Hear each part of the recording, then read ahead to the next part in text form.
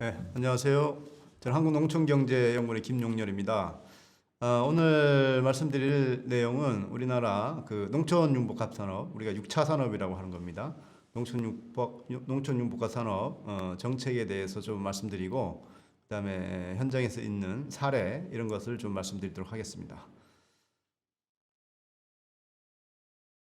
6차 산업은 여러분들 잘 아시다시피 일본에서 만든 용어고요. 우리 농촌 융복합 산업은 이제 법정 용어입니다. 그래서 이번 정부부터는 6차 산업을 농촌 융복합 산업이라는 용어로 사용하고 있습니다.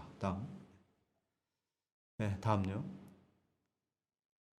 오늘 제가 말씀드릴 이 목차는 일단 우리 농업 농촌에 안고 있는 위기 요인과 새로운 기회가 뭔가 좀 말씀드리고, 그다음에 2019년에 농가 경제는 좀 어떤가, 그다음에 농업인들이 원하는 농촌 융복합 산업, 6차 산업은 어때야 되는가. 그러니까 일본하고 제가 비교를 했던 건데 그 내용 좀 말씀드리고요. 그다음에 문재인 정부의 농종 방향하고 농촌 융복합 산업 정책은 어떤 것이 있는가를 좀 보여드리고, 제가 현장에서 그 농촌 융복합 산업을 하고 있는 지역의 생태계 분석을 좀 했는데 비즈니스 생태계입니다. 그 분석한 내용을 좀 말씀드리고, 그래서 앞으로 농촌 융복합 산업을 어떻게 해야 잘 할 수 있을까 한 내용들을 좀 말씀드리도록 하겠습니다. 먼저 위기 요인에 대해서 말씀 좀 드릴게요. 다음요. 우리 이제 여러 가지 갈림길이 있는데 지금 팬데믹 때문에 코로나19 때문에 여러 가지 어려운 점이 있죠. 그 전에도 농업 농촌은 굉장히 어려움이 많았는데 그럼에도 불구하고 우리가 이제 새로운 기회를 만들 거냐 아니면 위기 요인을 극복하지 못할 거냐, 이거는 저희의 선택의 문제인데 아무튼 모든 일에 기회와 위기가 공존하고 있기 때문에 기회의 방향으로 우리 새롭게 좀 해야 되겠다, 이런 말씀 좀 드리면서요. 오늘 제가 드릴 말씀이 그런 어떤 새로운 기회를 만들어내는 그런 새로운 방법 차원에서 좀 들어주시면 고맙겠습니다. 다음. 우리 많은 분들이 이제 농업농촌의 위기 요인으로 이런 말씀을 많이 합니다. 우리 농업이 저성장 산업이다라고 하는 인식이 굉장히 팽배돼 있고요.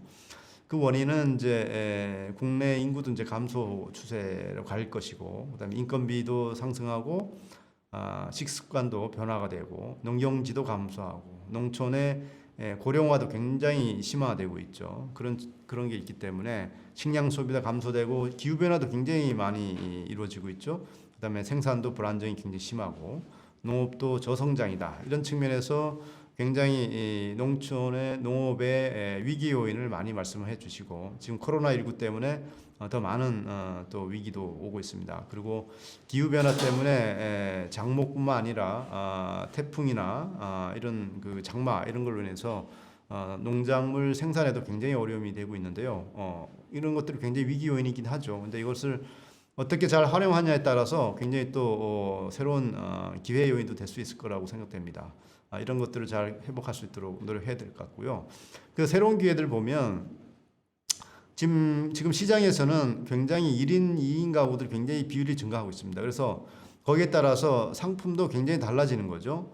저도 지금 집은 가족들은 서울에 있고 저는 나주에 혼자가 있는데 마트에 가거나 할 때 채소나 과일을 사기가 굉장히 어렵습니다. 왜냐하면 포장이 아주 크게 되어 있기 때문에 소포장되어 있는 것들을 사야 되는데, 그런 것이 대세라는 거죠. 지금 젊은이들도 결혼을 늦게 하게 되고 아이도 적게 낳고, 그러다 보니까 또 어르신들의 1인 가구도 많고, 그래서 소포장하는 것들이 굉장히 많아지죠. 저기 세포 마켓이나 이런 것들도 1인 가구 중심으로 굉장히 많이 이루어지기 때문에 마켓이 세포화된다, 이런 얘기거든요.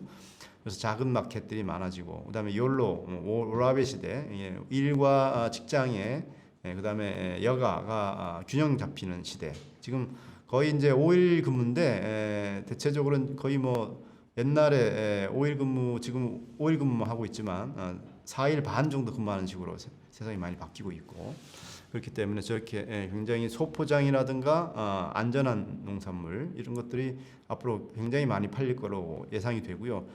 이번에 또 그 코로나 때문에 이런 우리가 말하는 그 간편식, HMR라고 하는 간편식이 굉장히 많이 팔렸습니다. 그래서 그런 시장들이 앞으로 압도적으로 시장을 장악하기 때문에 우리 농촌윤복 산업 하시는 분들도 가공하거나 그다음에 체험이나 뭐 이런 분들도 이런 것을 좀 고려해서 시장의 변화를 잘 고려해서 우리가 대응해야 된다 이런 말씀드리고요.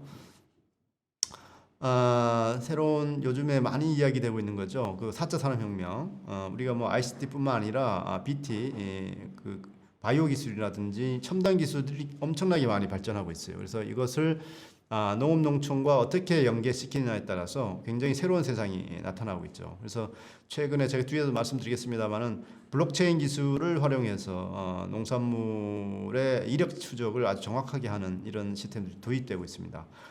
블록체인 같은 경우는 뭐 비트코인뿐만 아니라 대체적으로 선진국하고 가장 후진국 양쪽에서 동시에 이루어지고 있는데요. 선진국은 이제 물류 효율화 이런 측면에서 월마트나 이런 데서 이루어지고 있고, 그다음에 인도라든지 그다음에 중국 이런 데서는 식품 안전이 굉장히 문제되기 때문에 식품 다국적 기업들이 이제 중국이나 인도 진출하면서 저런 블록체인 기술을 활용을 해서 첫 농산물이 생산된 것부터 소비자에 이르기까지 완벽하게 이력이 추적 가능하도록 이렇게 하기로 했죠. 블록체인은 그 중간에 누가 개입할 수 없는 그런 기술이기 때문에 나중에 식품 안전이 문제가 된다 그러면 어디서 문제가 발생했는지에 대해서 정확히 밝혀낼 수가 있죠. 그래서 이런 기술들이 지금 현장에 적용되고 있고요. 우리나라 지금 시범적으로 하고 있습니다. 그래서 앞으로 농민들의 농작물을 잘 생산하는 것이 굉장히 중요한 포인트가 되는 거죠. 그래서 저런 기술들을 굉장히 우리가 활용하게 되고, 그다음에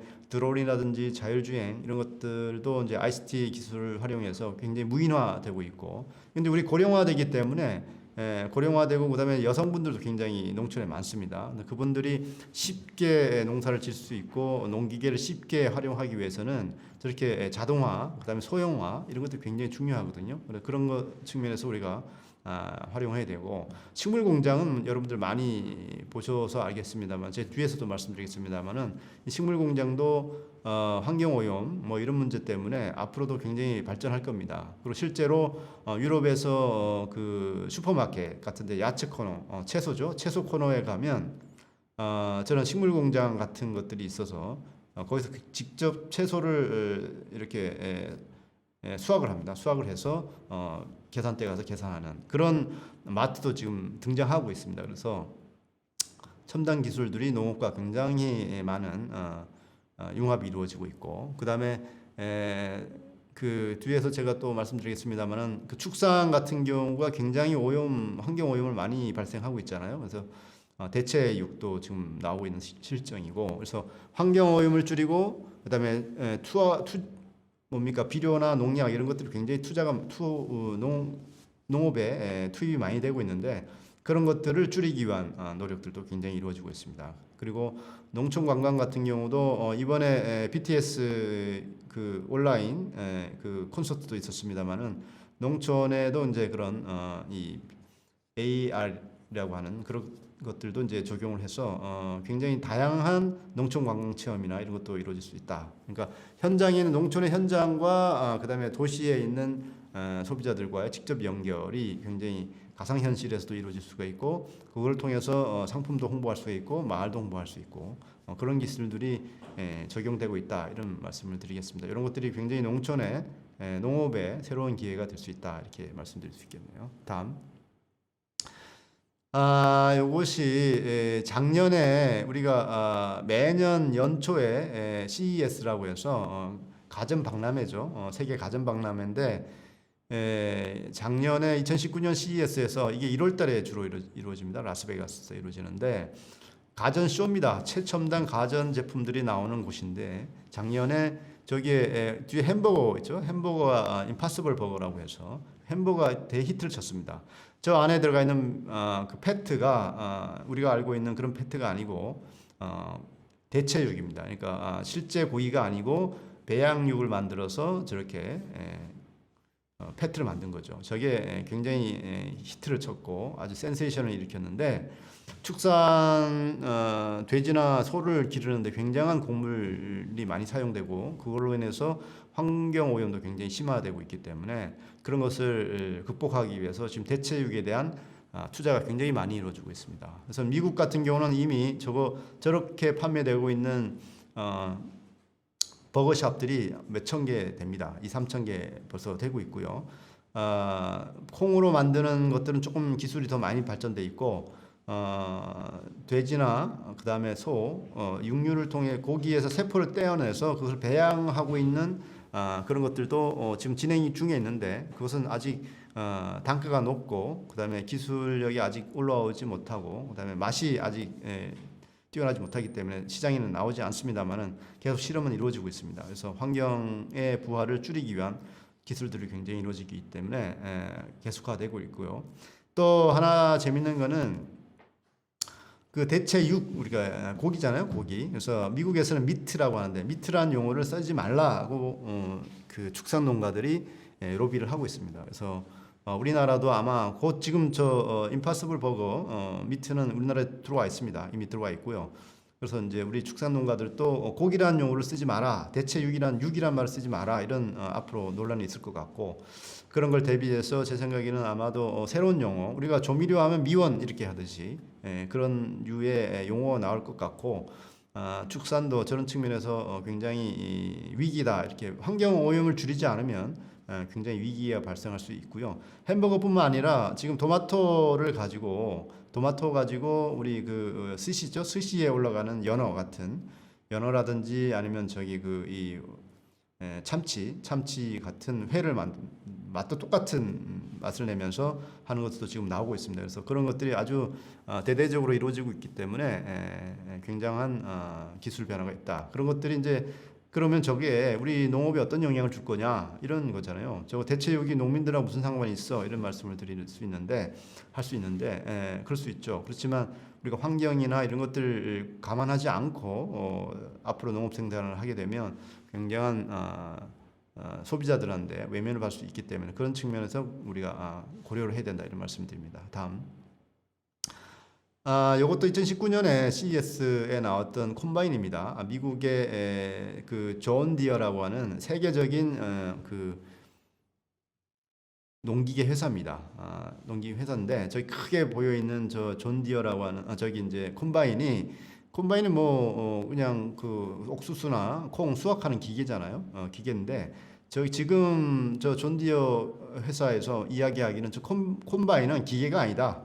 기계가 아니고 소프트웨어다 이렇게 얘기를 합니다. 그러니까 뭐냐면 생산을 도와주는 기계일 뿐만 아니라 농민들이 직접 생산해서 그 수확을 언제 수확을 하고 또 파종을 언제 하고 언제 판매를 해야 될지 이런 거에 대한 종합적인 정보를 제공해주는 이런 소프트웨어로 발전한 거죠. 머신러닝으로 이제 분석을 해서 필요한 양의 비료라든지 농약 투입이란 생산 비용 절감할 수 있는 그런 어드바이스를 주는 겁니다. 저게 제가 2001년에 미국에 유학을 갔을 때 농장에 방문한 적이 있었는데요. 형태는 좀 똑같은 트랙터입니다. 그때만 해도 옥수수를 수확을 하면 적재함에 이렇게 옮겨지게 되면 거기 옮겨진 트랙터 운전석에서 적재함에 실리는 양, 그 다음에 무게 이런 것이 실시간에 올라오고요. 그것이 시카고 곡물시장에 바로 보고가 됩니다. 그래서 곡물시장에 있는 가격도 거기 모니터에 운전석 모니터에 바로 나오고 그리고 그 농장의 크기 지역마다 구역마다 이 토양의 성분을 다 체크가 되고요. 그다음에 지금은 그랬었습니다. 2001년만 해도 그랬는데 벌써 이제 20년이 다 돼가고 있는데 저 기계들은 어떻게 바뀌었나? 그때는 이제 생산하면서 그렇게 됐지만 지금은 파종이나 생산하면서 파종을 하면서 그 파종할 때 이 센서가 땅에 박히잖아요. 박히자마자 그 땅의 성분을 바로 분석을 해서 이제 리포트를 줍니다. 그리고 잡초도 시속 30km로 달리면서 잡초를 다 제거해내는 이런 기술이 이미 상용화되고 있고요. 그래서 엄청나게 농업도 빨리 발전하고 있습니다. 그래서 첨단 기술하고 융합이 돼서 농업 생산이 엄청나게 많이 바뀌고 있고 그래서 저런 것들이 우리나라에도 저런 큰 대형 트랙터는 뭐 우리나라에 어울리지 않습니다만 저기 소형화 시켜서 우리나라에 적용될 것이고 우리나라는 IT 기술 굉장히 뛰어나기 때문에 금방 적용이 가능하고요. 그 대신 제일 중요한 거는 이제 저런 머신러닝을 할 수 있는 소프트웨어죠. 소프트웨어가 잘 되기 위해서는 데이터가 굉장히 중요하거든요. 그러니까 우리 빅데이터 얘기만 하는데 그런 데이터 축적을 얼마나 많이 했냐에 따라서 저런 기계가 제대로 작동을 할 수 있는 요인이 되기 때문에 앞으로 데이터의 중요성이 굉장히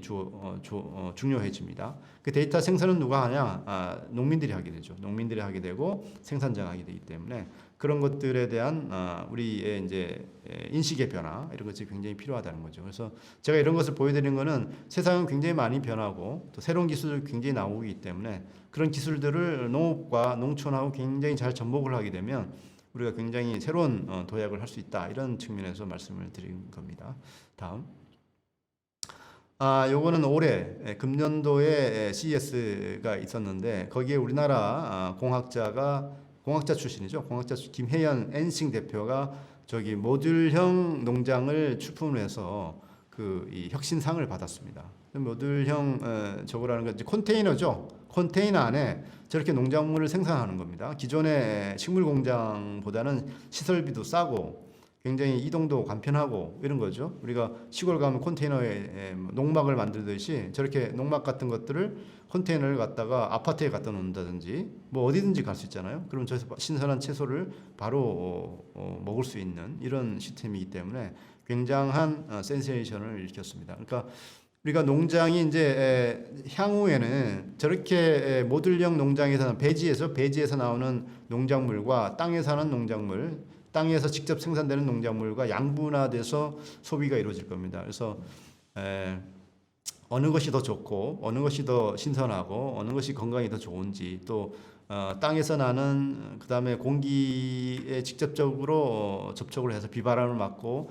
이런 속에서 나오는 농작물과 저렇게 모듈형 공장 같은 곳에서 생산되는 농작물과 경쟁하는 시대가 오게 되기 때문에 우리도 저런 것을 굉장히 주의 깊게 보고 있고요. 이제 농민들도 굉장히 두려워하는 거죠. 저런 것이 들어오게 되면 농민들 생산을 저게 많이 생산되게 되면 뭐가 됩니까? 수확이 너무 많게 돼서 물량이 너무 많아서 가격이 확 폭락할 수 있는 이런 요인도 될 수 있겠죠. 그런 거에 대한 두려움도 있고, 그다음에 저런 시설을 들어옴으로 해서 일반 토지에서 생산되는 농산물의 경쟁력이 떨어져서 판매가 안 되는 이런 것들도 걱정을 하게 되는데 저런 기술들이 들어오는 것은 어쩔 수 없는 우리가 피해갈 수 없는 그런 요인이라 볼 수 있고요. 더더군다나 지금 환경오염도 굉장히 심해지고 있기 때문에 미세먼지라든지 기후변화 이런 것들이 많아지기 때문에 앞으로 환경을 제어하면서 농작물을 생산해야 되는 시절이 오는 거죠. 그러니까 저런 것들이 더더욱 앞으로 내년도 그렇고 향후도 계속적으로 저렴한 저런 모듈형 농장들이 나올 가능성이 굉장히 높다 이렇게 볼 수 있겠습니다. 다음. 뭐 이렇게 위기 요인과 뭐 새로운 어떤 기회도 잘 봤는데요. 그럼 우리 농가들 현재 어떤가 상태를 한번 보시죠. 작년도에 농가 평균 소득이 4,118만 원이었어요. 여러분들 알다시피 2018년에 처음으로 농가 소득 4천만 원을 넘어갔잖아요. 저 4천만 원에 여러 가지 이제 함정이 좀 있습니다. 뭐냐면 우리 농민들은 정년퇴임이 없죠. 그래서 70세, 80세 이런 어르신들이 하는 분들도 농가로 돼 있어서 그 소득도 들어가 있고 그다음에 젊은 농가들도 다 들어가 있기 때문에 평균적으로 보면 젊은 분들은 5천만 원 이상, 또 축산 농가는 그 7천만 원 수확을 올리고 있습니다. 소득을. 그러니까 그런 편차가 있다는 것을 좀 아실 필요가 있고요.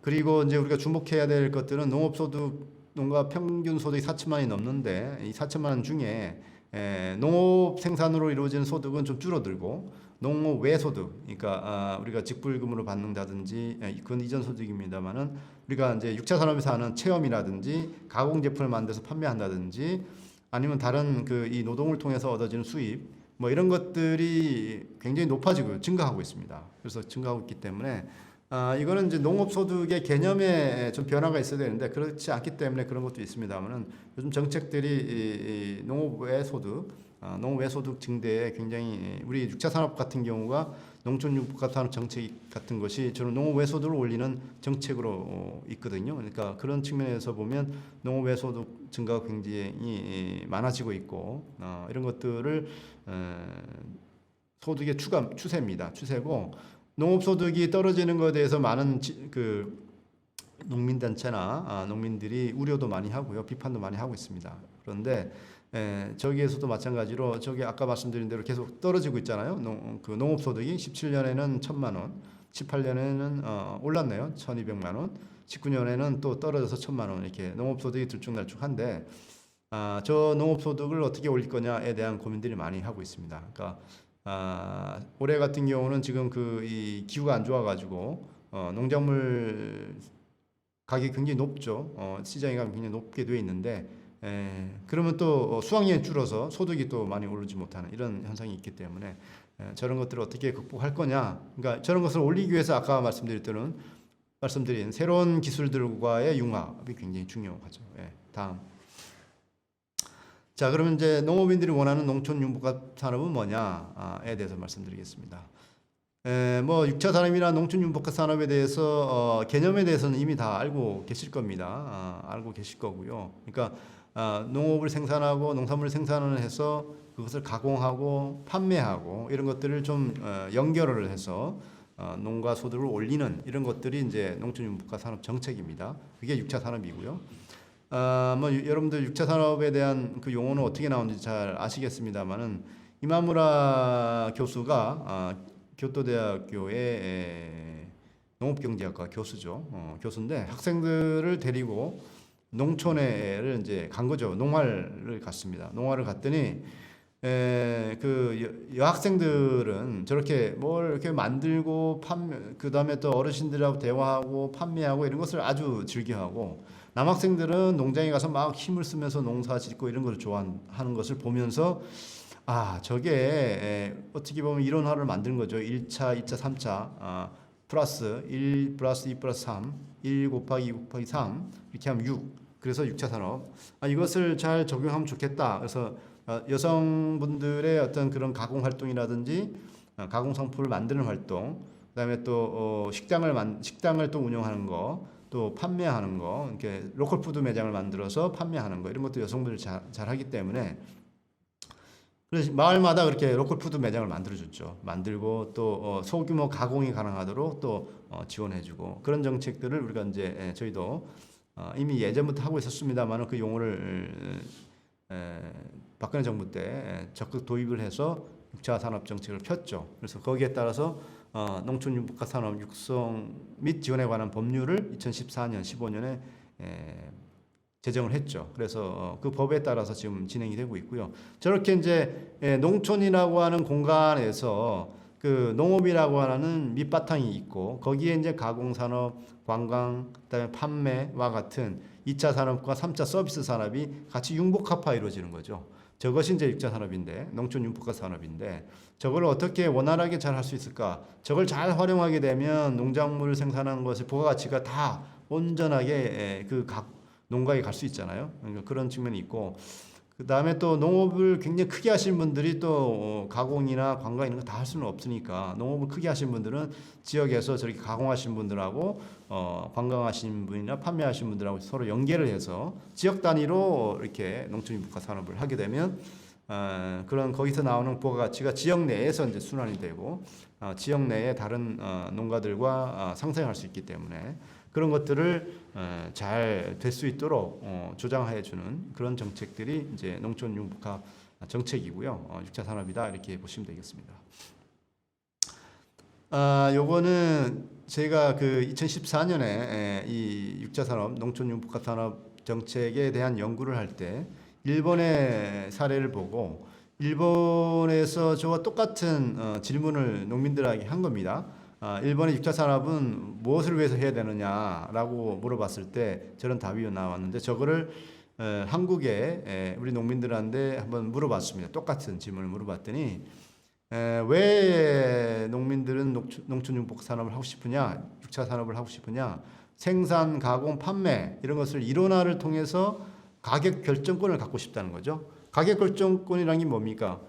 우리가 이제 아까 말씀드린 대로 너무 풍년이 돼서 수확량이 너무 많아서 시장에서 가격이 폭락하는 이런 현상이 일어나잖아요. 그러면 어떻게 됩니까?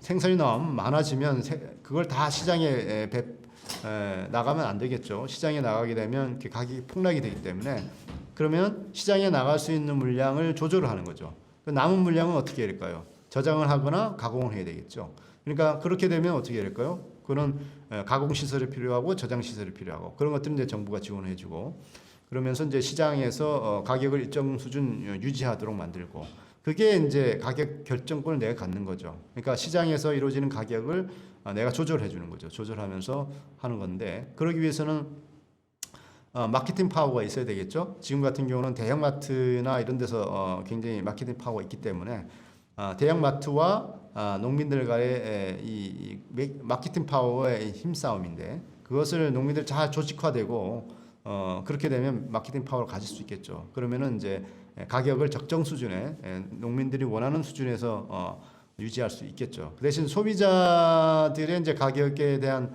거부 반응이 있기 때문에 너무 고가로 유지할 수는 없겠죠. 그런 시장하고 좀 타협을 해야 될 면이 있는 거고 그러면서 그럼에도 불구하고 가격 폭락을 막을 수 있는 이런 정책이라고 볼 수 있겠습니다. 그래서 농민들은 생산 가공 판매의 이론화를 통해서 가격 결정권을 갖고 싶은 것이 이 정책에서 가장 원하는 정책입니다. 그리고 물론 이 정책뿐만 아니라 농업 정책이 전체적으로 이 가격 결정권을 농민들이 많이 가질 수 있도록 하는 정책을 펴왔죠. 근데 그것이 이제 사실 잘 작동되지 않기 때문에 지금 가격 폭락이나 이런 것이 많이 이루어지고 있는데 그런 것들을 이제 잘 해야 되죠. 유럽 같은 경우에도 이제 왜 가공 산업이 발전됐냐? 이거는 이 가공을 잘 해서가 아니고요. 워낙 물량이 과잉 생산이 이루어지다 보니까 그 과잉 생산을 가공 쪽으로 원료를 돌리도록 한 거죠. 그러다 보니까 이제 가공이 많이 발전하게 된 거죠. 뭐 치즈나 이런 것도 다 마찬가지죠. 우유가 많이 생산되니까 치즈를 만들게 되고 그런 겁니다. 그래서 그런 역사적 배경이 있고요. 우리나라도 이제 그런 측면에서 이런 것들을 굉장히 잘 지원을 해서 농민들이 아니면 지역의 농민들 전체가 가격 결정권을 가짐으로 해서 시장의 가격 폭락을 막고 그 부가가치를 농민들이 가질 수 있도록 하는 그런 정책이다 이렇게 보시면 되겠습니다. 자, 그러면 제일 어려운 게 뭐냐? 이런 거죠. 그 육자산업 추진 시 부족했던 부분, 뭐 영업 판로 문제, 그다음에 재무 회계, 세무 문제 이런 것들이 가장 어렵다 이런 거죠. 이거는 판로 문제는 옛날부터 뭐 지금도 앞으로도 계속 나올 이런 주제입니다. 이것이 가장 어려운 문제죠. 그래서 지금 저희가 농촌융복합 산업 정책에서 뭐 그 예전에 로컬푸드 매장도 만들어주고 지금 현재 로컬푸드 푸드 플랜을 해서 따로 나갔습니다만 그래서 거기에서 로컬푸드 매장을 다 만들어줬잖아요. 농협에도 만들고 시군에서도 만들고 해서 지금 로컬푸드 매장도 많이 있고요. 그다음에 하나로마트 같은 농협에서 하나로마트도 만들었고 그다음에 이 농촌융복합 산업 정책에서는 또 안테나 샵을 좀 만들었습니다. 그러니까 백화점이나 대형마트의 샵인샵 형태로 이런 농촌융복합 산업 인증자들이 만든 제품을 판매할 수 있도록 그런 안테나 샵을 만들어서 저런 판로를 도와주고 홍보를 해주고 하는 경우가 있었습니다. 그런 측면에서 판로와 영업을 어려워하는 것을 좀 도와주는 정책을 좀 피려고 노력을 하고 있습니다. 다음 아까는 2014년 거였지만 이게 2016년이잖아요. 2010년에 다시 조사를 해봤습니다. 우리 정도채 박사가 제가 같이 연구하면서 정도채 박사 했는데 똑같죠? 여기서도 이제 판매망 확보가 어렵다. 그다음에 시설 장비 구매 비용이 너무 많다. 그다음에 차별화된 제품 생산에 어려움이 있다 이런 거잖아요.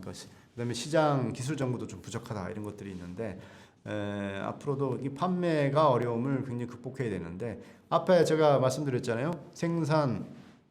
농작물 생산하고 가공하고 판매 그다음에 관광 이런 것들이 매칭이 되면 저 판매망을 좀 확보할 수가 있어요. 뭐냐면 아까 말씀드렸던 그런 마켓을 만들어서 지원해 주는 것도 있지만 그다음에 농촌 관광을 통해서 농촌으로 방문하는 분들이 많이 있잖아요. 찾아오시는 손님들 그분들에게 저런 우리가 생산하고 있는 농산물 그다음에 가공 제품 이런 것을 판매할 수 있어요.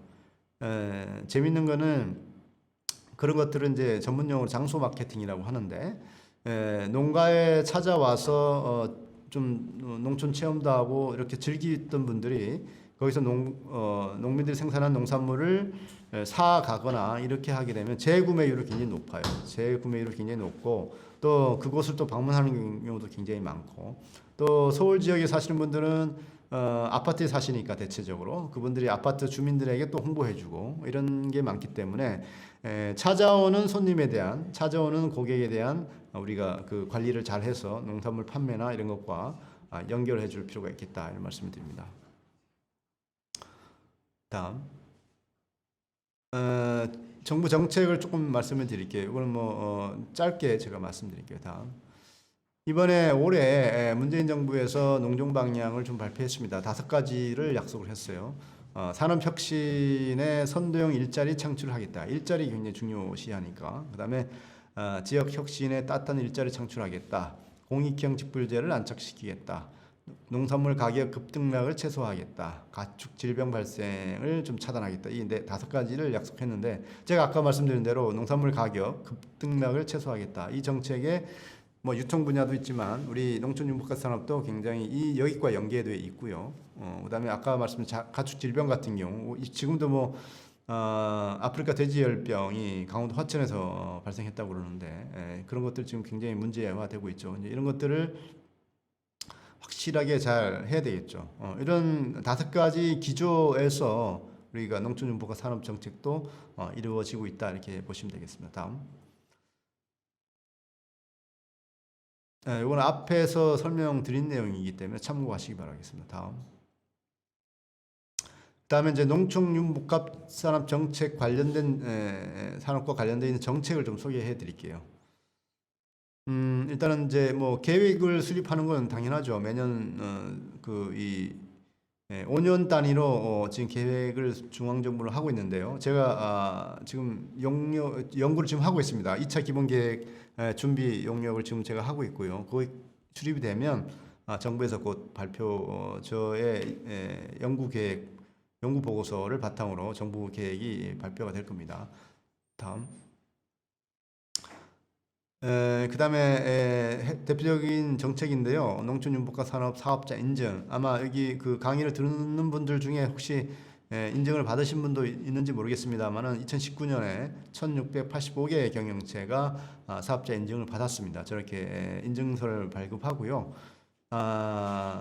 농촌융복합 산업을 어떻게 하겠다라고 하는 계획서를 제출하면 전문가들이 그 판단을 해서 이분은 인증을 받아도 되겠다라고 하면 사업 계획을 승인해 주는 겁니다. 그 인증이라기보다 승인인데 승인해 주고 저런 이 인증표도 드리고요. 그러면 이제 컨설팅이라든지 아까 말씀드린 마켓에 나가는 거 이런 그다음에 금융 지원 이런 것 혜택을 좀 보죠. 그런 정책 트랙에 올라가면 또 여러 가지 이제 홍보라든지 정보를 또 정책 정보 이런 것을 대할 수 있는 여러 가지 있기 때문에 좀 효과가 있고요. 그런데 이제 저희가 이거 시작할 때 제가 앞에서 연구했던 그 연구에서 현장의 소리는 현장에서 말씀하시는 것들은 좀 실효성 있는 그 지원책을 해달라 이런 겁니다. 그런 것들이 굉장히 요구사항이 많았던 걸로 제가 기억하고 있습니다. 다음은 이제 농촌융복합 산업 지구인데요. 요거는 이제 우리가 말하면 특화 산업을 육성하는 겁니다. 가령 뭐 고창이면 복분자 산업, 뭐 문경의 오미자 산업 이런 것들을 지구 단위로 육성해 주는 거죠. 그러면 이제 거기에 만약에 문경의 오미자에 생산하고 있는 농민들하고 그다음에 오미자를 가지고 가공하시면 음료를 만든다든지 술을 만든다든지 뭐 이런 제품을 만드는 분들하고 상생할 수 있도록 하는 틀을 만들어주고 거기에 대한 이제 시설 장비도 지원을 해주고요. 이런 측면에서 하고 있기 때문에 요거는 지역 특화 산업을 육성하도록 하는 겁니다. 그래서 이제 지역에서 그런 산업들이 뿌리가 내려서 그 산업들이 열심히 이제 산업을 잘 육성하게 되면 어떨까요? 농민들은 판로가 안정되죠. 지역에 있는 공장에다가 내가 생산하고 농산물을 주면 되니까. 그리고 이제 자기가 생산하거나 자기가 생산해서 바로 가공하신 분도 있으면 부가가치가 또 높아지기 때문에 그런 정책을 지금 저희가 지원하고 있는데 이게 30억인데요. 지구당 30억을 지원해 주고 있습니다. 3년 동안 하고 있는데 이것도 정책 변화를 조금 주려고 하고 있습니다. 제가 좀 구상을 하고 있는데요. 예비 인증, 앞에도 이제 인증자도 예비 인증을 주고 이것도 예비 지구를 좀 지정을 해서 사업이 본격적으로 시행되기 전에 여러 가지 컨설팅이나 이런 걸 통해서 이 사업에 대한 개념 또 지역에 대한 어떤 거버넌스 이런 것을 만들 수 있도록 준비 기간을 좀 만들려고 하고 있습니다. 다음. 요거는 이제 육자산업 지구를 하고 있는 곳이거든요. 제가 뒤에서도 이제 좀 말씀드릴 텐데, 저기 이제 서천 한산 소곡주 지구, 그다음에 다음요. 다음에 저기 여기는 없나요? 영동군, 영동의 와인, 그다음에 하동의 녹차, 이 세 군데를 육자산업지구 하고 있는 곳을 제가 직접 가서 분석을 했던 것을 제가 뒤에서 아까 생태계 분석이라고 했는데 그걸 좀 말씀을 드리도록 할게요. 이런 지구들이 이제 지금 육자산업지구 지원을 받아서 지금 하고 있습니다. 다음. 그리고 이제 도 단위의 중간 지원 조직이 있습니다. 농촌융복합산업지원센터가 각 도마다 있습니다. 지금 한 11개, 12개 정도 있고요. 11개가 있고요. 저렇게 이제 인증 사업자라든지 육자산업지구 이런 사업을 하시는 분들을 직관적으로 도와드리고 그다음에 컨설팅 지역의 전문가들, 중앙의 전문가들, 저 같은 전문가들을 매칭시켜서 직접 이런 농촌육박 산업을 하고 계신 분들에게 컨설팅과 교육, 그다음에 정보 이런 것을 도와줍니다. 이제 그런 정책들을 주로 집행하고 있는 곳이 시도 단위의 농촌육복합산업지구센터인데요. 이거는 시도 단위에도 좀 시군 단위에도 있으면 좋겠다 이런 지금 제안을 하고 있는데 실현이 될지는 모르겠습니다만 제안을 하고 있습니다. 다음 11개 시도 있죠. 저렇게 각 시군마다 다 시도에 있고요. 세종시에 있고 세종시에도 있고 인천에도 있습니다. 저기 지금 없습니다. 다음.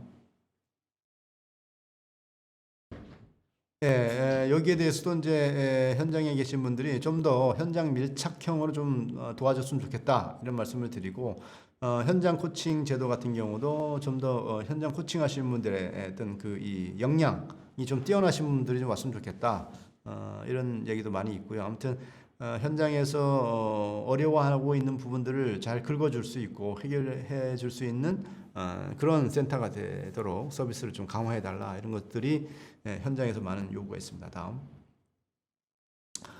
다음에 이제 생태계 분석인데요. 지금 47분인데 제가 10분에 시작했던가요? 한 앞에 조금만 소개만 드리고 좀 쉬었다가 제가 마무리하도록 하겠습니다. 다음. 제가 이제 이 생태계 분석은 좀 빨리빨리 지나가고 뒤에 이제 사례도 있기 때문에 사례로 좀 뒤에 말씀을 드리고 할 텐데 요거는 뭐 연구에서 나온 거기 때문에 긴 얘기는 안 하고요. 이런 우리가 이제 비즈니스 생태계, 비즈니스 에코시스템이라고 하는데 산업 생태계라고 하는 게 있습니다. 저렇게 있는데 우리 농민들이라든지 가공산업 한다든지 시군단에서 하는 분들하고 그다음에 그것을 간접적으로 도와주는 분들, 그다음에 또 협회라든지 그다음에 시군 뭐 이런 데들이 저렇게 잘 서로 협력을 잘 해야 된다는 거죠. 그러니까 우리가 왜 에코시스템 생태계가 들어왔냐? 자연 생태계 같은 경우는 아주 균형이 맞게 협력이 이루어지면서 이 자연 생태계를 유지하고 있잖아요. 거기 하나 누군가 이렇게 빠져버리면 생태계 무너지죠. 그러니까 그런 무너지지 않도록 서로 협력하고 연계 가능하도록 이렇게 원활하게 건전한 생태계를 만드는 것이 중요하다. 이런 측면에서 제가 연구를 좀 했던 겁니다. 넘기시죠. 했던 곳이 저기 왼쪽에 순창 고추장 하는 데하고요. 하동 녹차, 그다음에 영동 와인, 그다음에 서천 소곡주, 술을 만드는 이 네 곳을 제가 직접 분석을 하고 현장에 있는 분들하고 토론도 하고 이렇게 했었습니다. 다음 넘겨주시죠. 계속 넘겨주시고요. 다음. 여기에 보시면은 이제 영동인데요. 영동 와인, 우리가 이제 네트워크 분석을 해보니까 저렇게 3년 전하고 3년 후하고 네트워크 조금 변형이 되긴 했는데 와인 연구회 굉장히 활동을 많이 하죠. 저기 이제 농민들이 직접 만든 연구회입니다. 그래서 저 연구회가 가장 중심이 돼서 영동 와인 산업을 이끌어가고 있었습니다. 한국형 와인을 만들겠다고 하는 굉장히 열정을 불태우고 있는 분들인데요. 굉장히 잘 열심히 하고 있는 걸로 제가 분석이 됐고요. 거기에 이제 옛날 영동대학이라고 하는 유원대학이 협력을 하고 있고, 그다음에 농업기술센터, 그다음에 와인협회, 와인연구소. 여기가 이제 와인연구소는 도기술원의 연구소입니다. 여기서 이제 직접적으로 지원을 해주고 있습니다. 그랬는데 저기는 한 가지 아쉬웠던 거는 이제 영동군 농업기술센터하고 영동군에 있는 농정과 이런 데가 좀 협력이 잘 안 되고 있는 것들을 좀 보였기 때문에 그런 부분에 대해서는 좀 더 개선해야 될 면이 있었다 이렇게 보여집니다. 다음. 네, 고추장인데요. 뭐 이런 것이 있었다만 보시고요. 여기도 마찬가지면 다음. 네, 넘겨주시죠. 다음, 다음, 다음. 제일 뒤로 가시면은 저 다음 넘겨주시죠. 네. 제가 그 네 군데를 저희가 분석하면서 가장 느꼈던 게 뭐냐면 각 지역마다 이제 당연히 이제 그 특성도 다르고 발전 과정이 다르기 때문에 갈등과 또 협력 요인이 다 다를 수 있죠. 다를 수 있는데 저희가 보니까 처음에 시작을 할 경우에 굉장히 단합이 잘 돼서 협력이 잘 됩니다. 잘 되다가 어느 정도 또 성장 단계 올라가면 또 갈등이 발생이 돼요. 또 갈등이 발생됐다가 그걸 또 갈등을 또 해결합니다. 그래서 한번 또 점핑을 해요. 점핑해서도 이렇게 발전하게 됩니다. 그러니까 계단식 형태로 이렇게 발전하고 있더라. 그래서 그런 측면에서 보면 지속적으로 이 정책들도 그런 것들을 좀 감안해서 정책을 펴야 된다는 것이고, 그리고 각 지역마다 우리 발전 단계 수준은 어디까지 와 있는가를 먼저 진단을 하는 게 굉장히 중요합니다. 그래야 맞춤형 정책이 들어갈 수 있거든요. 그래서 이제 아까 보였던 영동 와인은 이제 시작하는 단계고, 하동 녹차는 오래전부터 녹차 산업을 육성해 왔던 것이고, 그다음에 서천 소곡주도 이거 전통주니까 옛날부터 왔던 곳인데 이제 막 산업화가 시작이 된 곳이고, 그다음에 순창 고추장은 이것도 고추장도 옛날부터 오래된 겁니다만은 CJ도 가 있고 그래서 굉장히 대기업도 와 있어서 산업적으로 보면 굉장히 발전되어 있는 곳이죠. 그러니까 이 네 군데가 각각 다릅니다. 갈등 양상도 다르고 협력 양상도 좀 다르고, 큰 대기업이 없는 곳들은 좀 큰 기업이 있어서 홍보 효과가 있었으면 좋겠다 이렇게 얘기를 하고, 또 대기업이 있는 곳들은 뭐 승자 독식, 혼자 독식을 당한다 이런 또 불만이 있고, 그래서 여러 가지 형태가 다른데 지역 여건에 따라서 고려 여건이 다른 여건이 있기 때문에 그런 여건을 고려해서 정책을 펴는 것이 굉장히 중요한 정책이다 이렇게 보여지고요. 그래서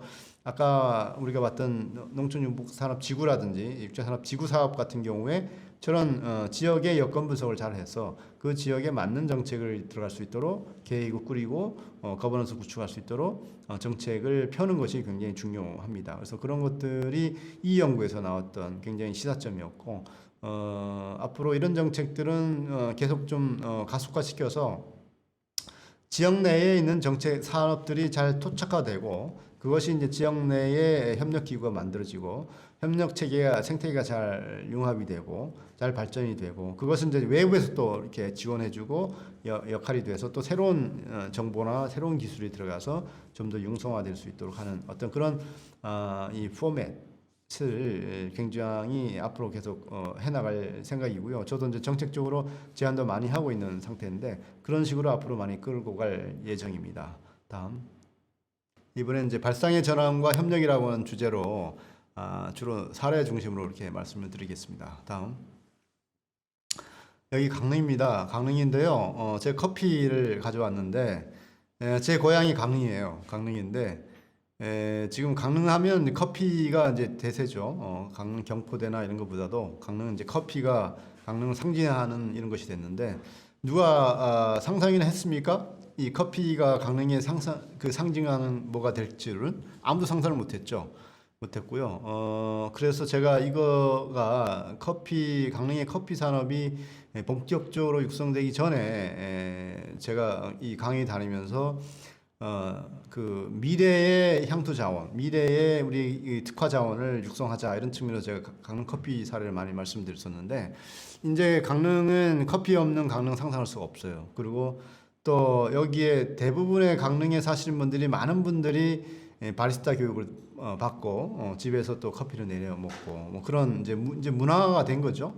그러니까 문화가 됐기 때문에 굉장히 중요한 자산이 됐다 이런 거고요. 저것이 이제 강릉에는 옛날에 저 옆에 있는 그 자판기 같은 거 있죠. 저기 안목항에 주로 있었는데 예전에 고등학생들이 그 연애하던 곳입니다. 그 연애하러 커피 안목항에 가고 그랬던데 곳이었는데 지금은 이제 명소가 됐죠. 아무튼 우리나라 3대 바리스타가 2000년대에 저기 그 내려가 가지고 시작이 됐는데 아무튼 커피 박물관도 만들고 커피 축제도 지금 이루어지고 있고요. 그래서 굉장히 탄탄하게 이루어지고 있는데 지금 좀 위기를 맞고 있다고 합니다.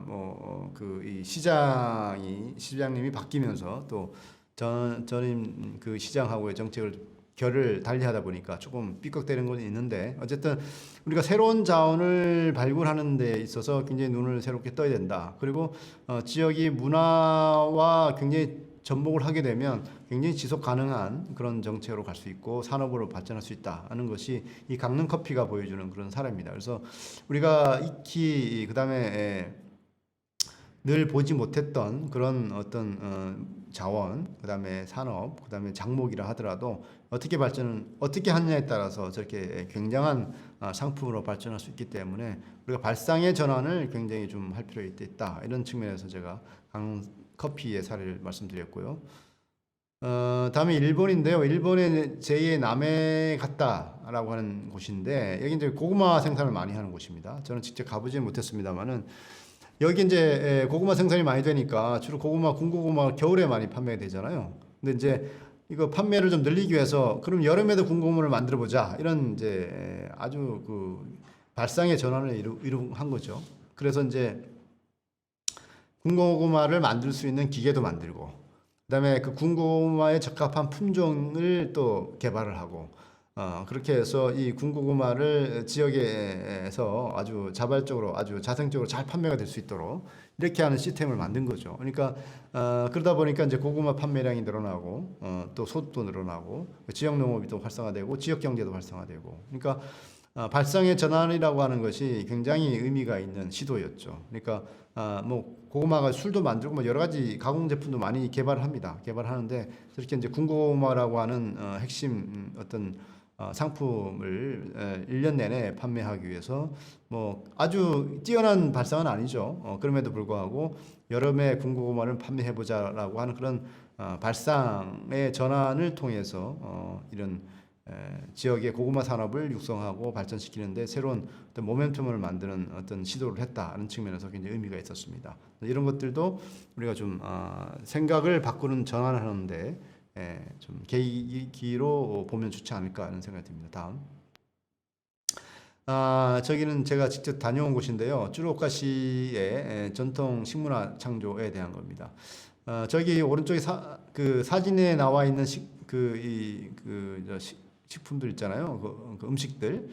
일본 가면 대개 저런 유형이에요. 그러니까 우리로 말하면 이제 이 백반 같은 거죠. 백반 같은데 일본은 저희 모양이 저렇습니다. 저런 형태인데 저 사람들이 이제 늘 일본에 가면 얘기하는 것이 여기 나온 오이는 어디 거고요, 요건 누가 생산했고요, 뭐 스토리가 어떻고요, 뭐 이렇게 합니다. 그러니까 이제 그렇게 듣고 나면 저기 음식이 달라 보여요. 달라 보이는 거죠. 달라 보이고 제가 왜 이걸 가져왔냐면 저 식문화라고 하는 거잖아요. 그러니까 단순한 농산물 생산하고 음식을 만드는 게 아니고 문화라는 거죠. 그러니까 저 문화라고 하는 이런 문화 창조라고 하는 저런 가치를 내세우다 보니까 어떻게 됩니까? 농민만 해서는 안 되죠. 요리하시는 분들, 또 문화 전문가들, 예술가, 뭐 또 경제하는 사람들 다 모여야 되는 거죠. 책을 쓰시는 분들, 노래하시는 분들, 그림을 그리는 분들, 사진을 찍는 분들. 그러니까 쭈루오카시의 모든 멤버들이 다 여기에 합류할 수 있는 거죠. 그래서 저 전통 식문화를 창조하는 데 있어서 굉장히 다양한 시도들이 이루어지고 세련된 문화를 만들고 세련된 어떤 음식도 만들어내고 이렇게 되니까 어떻게 합니까? 농민들이 굉장히 혜택을 보는 거죠.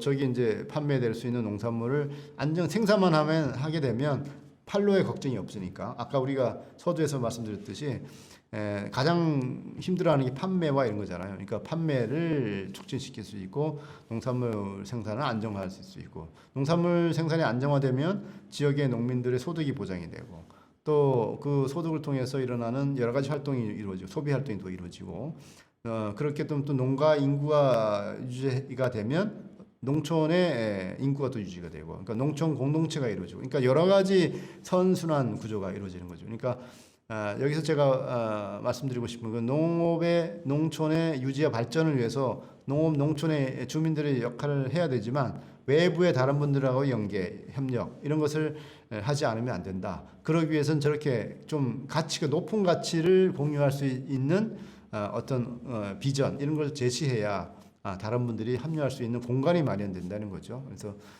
그런 측면에서 이 사례는 굉장히 의미가 있었고요. 저도 맨날 다른 데 강의했어도 마을에서도 마찬가지 마을에서도 어떤 새로운 사업을 시도하거나 할 경우에 저렇게 좀 나름대로의 의미 있는 가치를 좀 이렇게 발현을 해서 다른 분들이 쉽게 참여할 수 있고 또 도움을 줄 수 있는 그런 통로 그다음에 공간 이런 것을 만드는 것이 굉장히 중요하다. 그러니까 저기도 이제 식문화 창조에 대한 굉장히 열심히 하고 있었고요. 그런 측면에서 농민들과의 연계성도 굉장히 뛰어나게 하고 있더라 이런 측면에서 말씀드렸습니다. 다음. 여기는 제가 리조넷이라고 한 곳을 갔었는데 저 사장님이 이제 젊은 분인데 우리로 말하면 농협 같은 거 우리로 말하면 이제 농업회사 영농조합법인 형태로 되어 있는 회사입니다. 회사인데 저 친구도 이제 쌀 식문화 자기 동네에 쌀 식문화 창조라는 높은 가치를 내세요. 그러니까 자기가 제일 하고 싶은 것이 자기 동네에 있는 쌀을 가지고 식문화를 만들어가는 것, 제대로 만들어가는 것이 이 사람의 꿈이라고 합니다. 철학이고. 그런데 중요했던 거는 저 사람 저기서 들고 있는 제품들이 있는데요. 저 제품들이 조그만 회사에서 만든 거지만 굉장한 첨단 기술이 들어간 제품이에요. 그러니까 쌀로 만들어내는 제품인데 쌀을 이제 이 쌀을 도정하고 그다음에 이제 이 가루로 만들고 하는 분쇄의 기술도 굉장히 중요하고 그 가루를 가지고 만두를 만들거나 그다음에 만두피를 만들거나 떡을 만들거나 아니면 국수를 만들거나 뭐 이런 할 때 그 첨단 기술이 들어가야 되거든요. 그러니까 그래야 이제 그 원료가 굉장히 좋아지는 원료가 되는데 그 첨단 기술을 어떻게 구했냐? 저 사람이 무슨 뭐 공학자도 아니고이기 때문에 직접 개발할 수는 없잖아요. 그러니까 저런 기술을 갖고 있는 회사를 찾아간 겁니다. 무조건. 그러니까 농민이 가서 찾아가서 좀 나 이런 거 하려고 하는데 기술 좀 도와달라. 그랬더니 기꺼이 그 회사들도 뭡니까 사회적 가치 실현 차원에서 저 농민에게 도움을 준 거죠. 새로운 기술을 가져온 거예요. 그럼 기술을 가져와서 뭐 기계와 같이 하다 보니까 저렇게 첨단 제품이 나오는 거죠. 그러니까 그 보관이라든지 맛 이런 것을 아주 특출하게 만들어내는 그런 원료를 만들면서 이제 제품을 만들어내는 건데 그렇게 이제 기술을 이렇게 습득을 했고요. 그래서 필요한 기술이면 외부와 협력을 통해서 협력을 요구하는 것, 또 요청하는 것을 두려워하지 말자 하는 것이 하나 있고 또 일본의 대표적인 것들은 어느 지자체가 다 마찬가지입니다. 그 지역에서 나오는 제품이나 생산물을 그 지역에서 먼저 소비하는 문화가 있어요.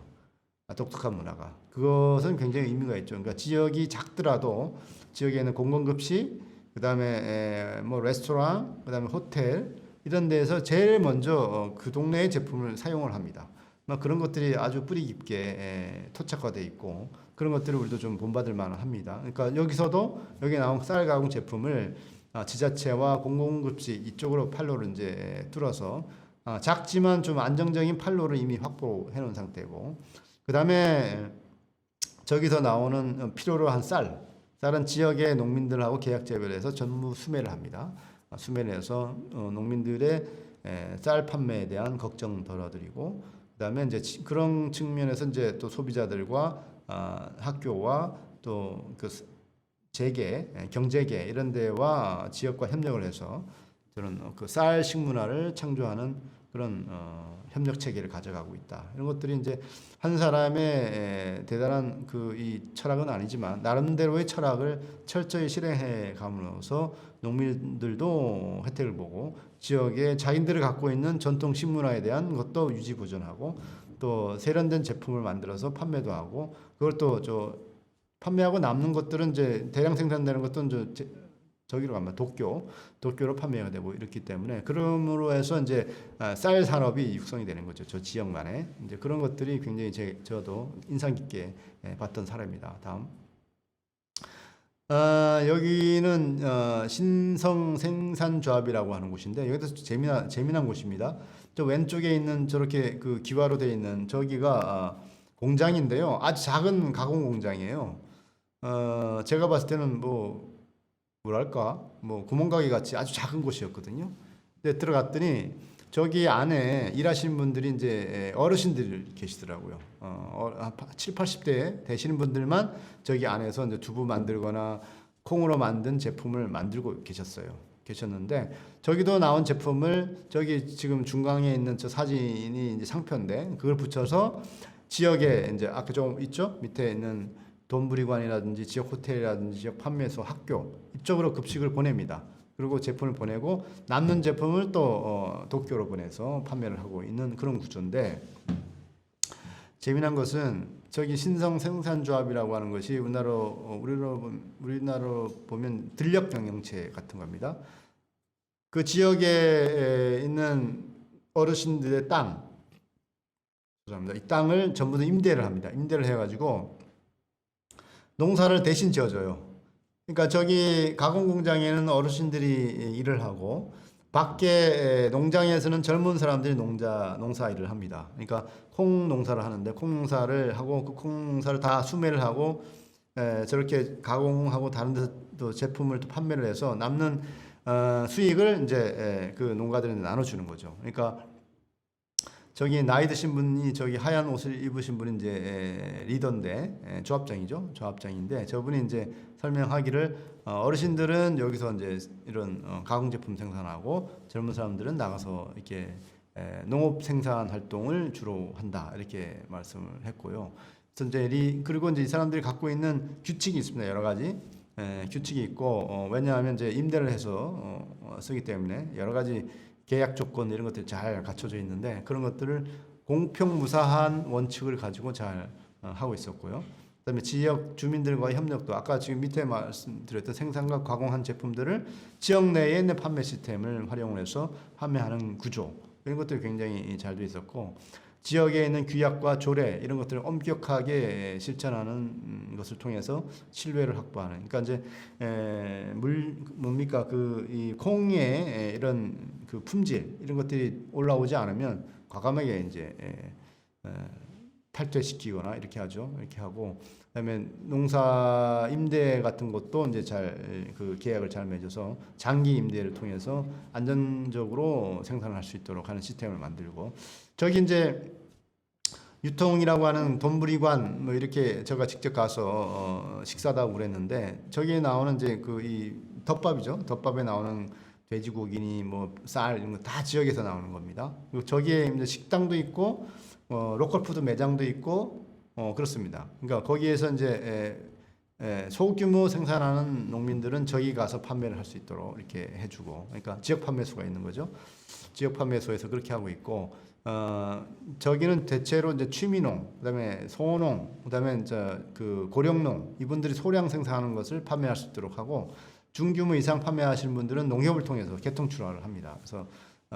그래서 모든 농민들이 생산한 것을 판매할 수 있도록 하는 구조가 되어 있고요. 저 지역 판매소 같은 경우는 일본에 독특한 문화가 있습니다. 저 지역 판매소 같은 경우 대체로 휴게소에 만들어놨습니다. 휴게소. 근데 휴게소에 들러서 여러 가지 장을 보고 가는 문화가 있더라고요. 그러니까 우리는 그렇게 잘 안 하잖아요. 안 하는데 일본은 지역마다 다 그렇게 휴게소에 있는데 제가 다른 곳에 갔을 때도 목격을 했는데 거기 와서 식사도 하면서 그다음에 다 장을 보고 가더라고요. 그러니까 굉장히 독특한 문화가 있습니다. 그래서 저기에 가면은 판매도 하고 밥도 먹고 그다음에 또 그 농작물 살 수도 있고 뭐 이런 구조가 돼 있어서 많은 지역민들이 이용하게 되고요. 또 여행하던 분들도 저기 들러서 이렇게 식사도 하고 또 지역 농산물도 사가 가공 제품을 살 수 있죠. 그런 제품을 사가는 그런 독특한 문화들이 있습니다. 그러니까 그런 것들을 이제 전체적으로 활용하는 거죠. 그러니까 있잖아요. 신성 생산조합은 생산과 가공 중심의 이제 제조 중심을 하고 있고 이쪽에 유통은 아까 말한 대로 그런 휴게소 중심으로 해서 판매가 이루어지도록 하고 또 지역 호텔이나 이런 데와 연계해서 지역 순환 경제가 이루어지는 그런 사례였습니다. 다음. 여기도 비슷한 건데요. 제목 지역 공동체와 함께 이렇게 돼 있잖아요. 저기 가운데 이게 로코푸드 매장입니다. 매장인데 저 끝에 이제 그 사진들이 쭉 붙어 있어요. 이 농산물을 여기다 판매하시는 분들의 개인 정보가 쫙 있는 거죠. 있고 저 오른쪽에 있는 곳이 옛날에 잠사 연구소였다고 합니다. 누에 연구소를 지금 저렇게 판매장으로 활용하고 있고요. 그러니까 문화자원이기도 하고 판매장이기도 하는 거죠. 그러니까 지역 자원을 유휴 자원을 잘 활용하고 있고 여기에 대체로 이제 여성분들이 주로 하고 있었습니다. 한 30명 정도가 있었는데 굉장히 그 밝은 표정으로 하고 있더라고. 왜 그러냐, 왜 그렇게 항상 즐겁냐 했더니 자기들이 뭔가 의미 있는 활동을, 농민들을 도와줄 수 있는 의미 있는 활동을 하고 있다는 것에서 굉장히 행복감을 느낀다 이런 얘기를 하고 있더라고요. 그래서 농민들이 생산한 제품을 저기서 판매를 해주고 여러 가지 이제 포장이나 이런 걸 잘 해줍니다. 그리고 이 판매장 맞은편에 대형 마트가 있었어요. 마트가 있는데 여기도 지역민들 많이 옵니다. 많이 와서 농산물이 더 비싼데도 불구하고 사람들이 와서 많이 판매하고 있었고요. 그리고 이제 여기가 이제 그 주민들이 이제 제가 이제 개인적 이기심을 극복하는 게 우선이라고 이렇게 말씀드렸는데 그 대형마트에다가 그냥 납품할 수 있는 거거든요. 있지만 저기다가 이제 우리가 좋은 제품을 내놓기로 했기 때문에 농민들은 제일 좋은 제품을 여기다 갖다 놓는 거죠. 신뢰를 서로 이렇게 구축하고 있었고 그다음에 경영체 이 사람들이 그 판매한 것들을 자기네 이익을 다 가져가는 것이 아니고 그것을 이제 지역 사회하고 같이 이렇게 나누어가는 이런 모습도 있었고 그런 걸 통해서 이제 지속 가능한 성장을 하고 있었다. 저기 이제 지역 공동체의 문제를 함께 해결하는 자세 이렇게 했는데 왜 이걸 하게 됐냐라고 물었을 때 농민들이 판매가 어려워하는 것을 보고 우리 분야자들이 나서서 이 판매장을 만든 거예요. 그래서 만들고 운영을 하면서 농민들에게 이제 이렇게 혜택을 주는 이런 겁니다. 이것들이 이제 다 지역에서 뭡니까? 생산과 판매가 이루어지는 이런 거죠. 그러니까 융복합화가 연계가 이루어져서 지역 내 지역 단위 농촌 융복합 산업이 활성화되고 있는 사례다 이렇게 보시면 되겠습니다. 다음. 이것도 굉장히 재미난 곳인데요. 저기 이제 오른쪽에 있는 사진 조그만 다랑어죠. 가다랑어. 비아비아라고 하는 상표를 붙여서 이제 판매를 하는데 독특합니다. 뭐냐면 저 가다랑어를 잡는 방법을 옛날 방법으로 잡아야 돼요.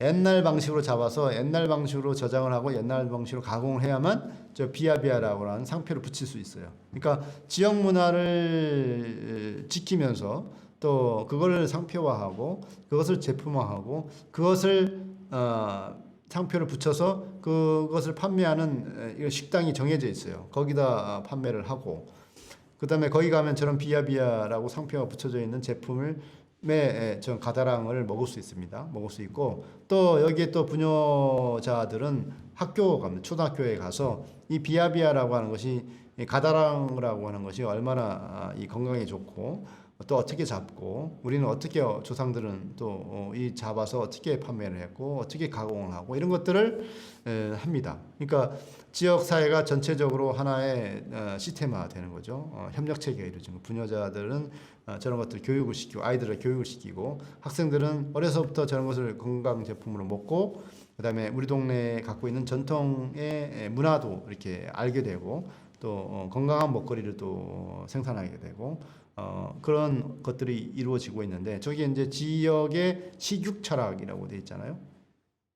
그러니까 옛날 방식으로 잡으니까 남획은 하지는 않겠죠. 남획하지 않고 그 다음에 그런 것을 통해서 지역 브랜드화하고 그 다음에 저기 이제 잡아서 냉동을 하고 수협에 가서 또 그 입찰을 하고 그걸 가지고 이제 가공을 하고 식당에서 판매를 하고 이런 순환 구조가 있는데 그런 구조를 통해서 이것을 이제 지역에 난 농산물을 지역에 난 제품, 지역에서 나는 수산물을 어떻게 소비를 해야 되고 어떻게 또 가공을 해야 되고 이런 것들을 이제 하는 거죠. 근데 그게 이제 지역의 식육 철학을 같이 공유하는 이런 사례였습니다. 그러니까 지역 전체가 저 비아비아라고 하는 것을 보호하고 홍보하고 공부하고 또 스토리를 만들어가고 스토리를 축적해가고 하는 이런 거였습니다. 그러니까 지역의 전통 문화를 중심으로 지역 발전을 이렇게 하는 굉장히 의미 있는 이런 사례였다라고 볼 수 있습니다. 다음.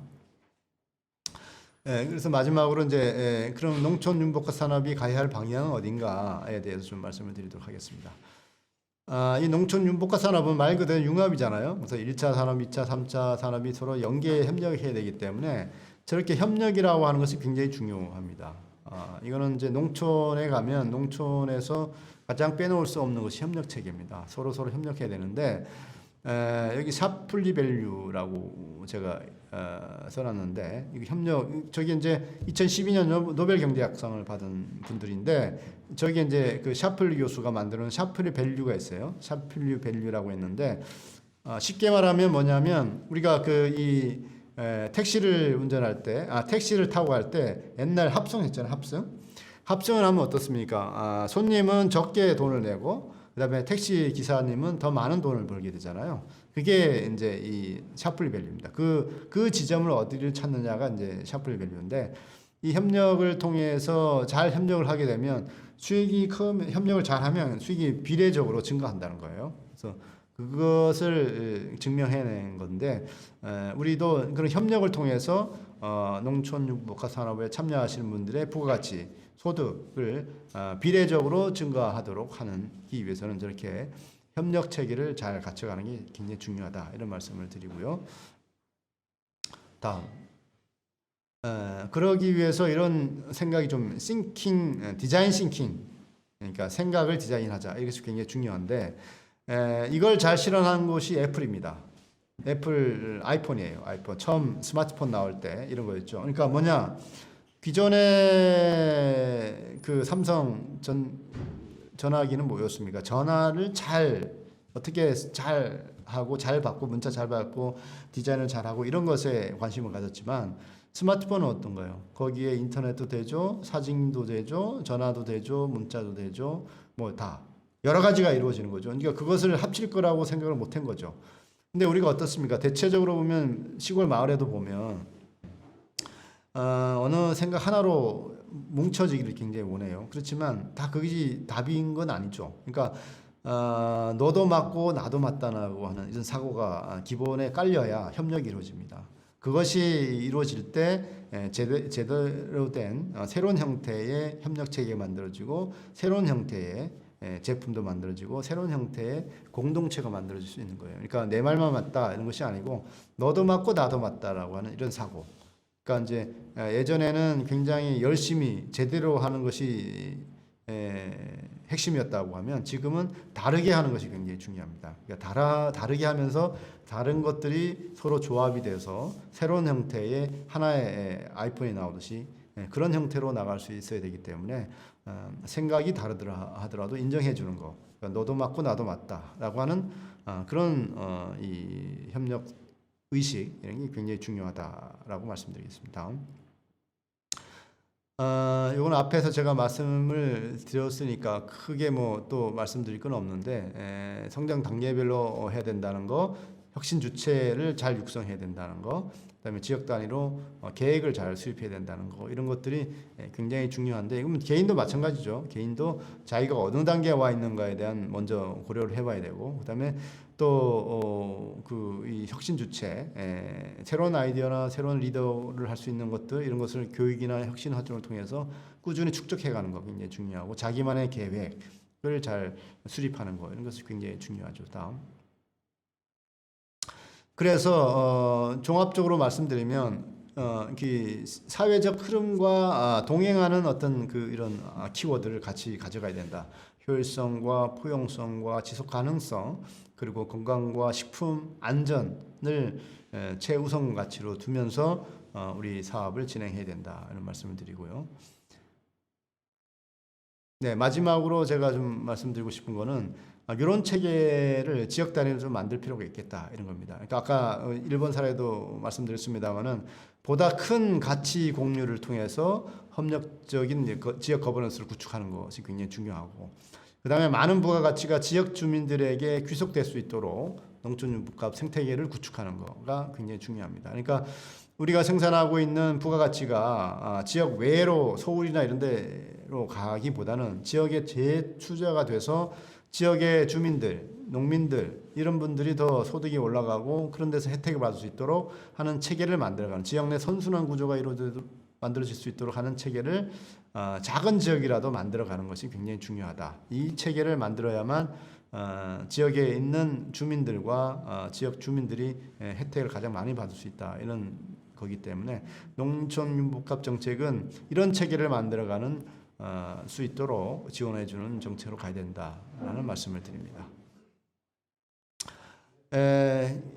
그런 마무리 드리고요. 이 책은 이토록 멋진 마을이라고 하는 일본의 사례를 후쿠이현의 이야기를 가져온 건데 혹시 아이디어나 협력이나 지역의 아이디어 이런 것들을 마을의 아이디어 이런 것들이 좀 새로운 시도를 해보고 싶으면 이 책을 보세요. 그러면 굉장히 아이디어가 많이 있고요. 어떻게 협력을 같이 했는지 또 공무원들은 어떻게 일을 하고 있는지 주민들하고 어떻게 협력을 하는지 굉장한 좋은 아이디어들이 많이 있습니다. 이런 것들을 보시고 새로운 형태의 농촌융복합 산업을 잘 이끌어갈 수 있는 주체가 되시길 바라겠습니다.